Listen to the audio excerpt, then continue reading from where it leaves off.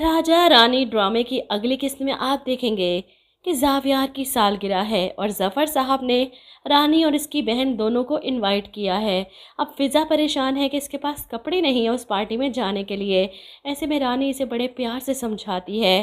خیر یہ دونوں پہنچتی ہیں زاویار کے گھر، جہاں اس کے والد نے گھر کے لان میں ہی فنکشن ارینج کروا رکھا تھا۔ اب رانی جو اس سادے سے ہولیے میں آئی ہے، اسے دیکھ کر وہ بوا سے کہتی ہیں کہ میرا خیال ہے اتنے لوگوں کے بیچ زاویار کی دوست کو انٹروڈیوس کروانا ہے، آپ جا کر اسے تھوڑا سا ڈریس اپ کروا دیں۔ وہ بوا کو کہتی ہیں کہ آپ رانی کو اندر لے جائیں، اسے کپڑے دیں چینج کرنے کے لیے۔ اب زاویار کی بوا سونیا کی بلیک ساڑی اسے پہننے کو دیتی ہیں۔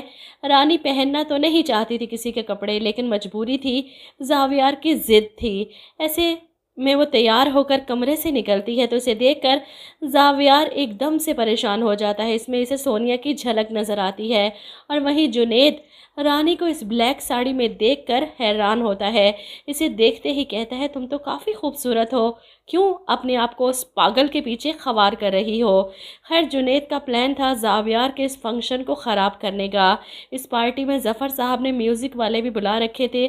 ایسے میں زاویار ان سے مائک پکڑتا ہے، چیک کرتا ہے، ہیلو ہیلو کہتا ہے، بہت مزہ آئے گا۔ اور اسی لمحے وہاں پر گاڑی کے ہارن جیسی آوازیں گونجنے لگتی ہیں، جو کہ جنید نے پلان کر رکھا تھا۔ ہارن کی آواز زاویار کو پاگل کر دیتی ہے، اسی لیے وہ چیختا چلاتا اپنے کمرے میں بھاگ جاتا ہے، اپنے کانوں پر ہاتھ رکھتا ہے، سر کو ادھر ادھر مارتا ہے کیونکہ یہ ہارن کی آواز مسلسل اس کے دماغ میں گونج رہی ہے۔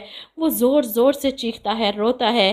جب رانی اس کے پاس آتی ہے اسے سنبھالنے کے لیے تو اسے سونیا نظر آتی ہے۔ وہ روتے ہوئے پوچھتا ہے کون ہو تم؟ جس پر وہ کہتی ہے میں رانی ہوں۔ لیکن زاویار کو اس وقت اپنے سامنے صرف سونیا نظر آ رہی ہے، جسے وہ نہیں پہچانتا، جو اس کی ماضی تھی، تلخ یاد ہے۔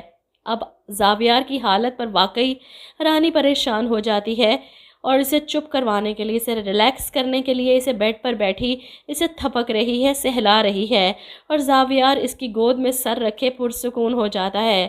لیکن رانی کے لیے یہ کام کافی مشکل ہو رہا ہے۔ جو بھی ہے زاویار بچہ نہیں، جوان مرد ہے اور کسی مرد کے اتنا قریب وہ پہلی بار ہوئی ہے۔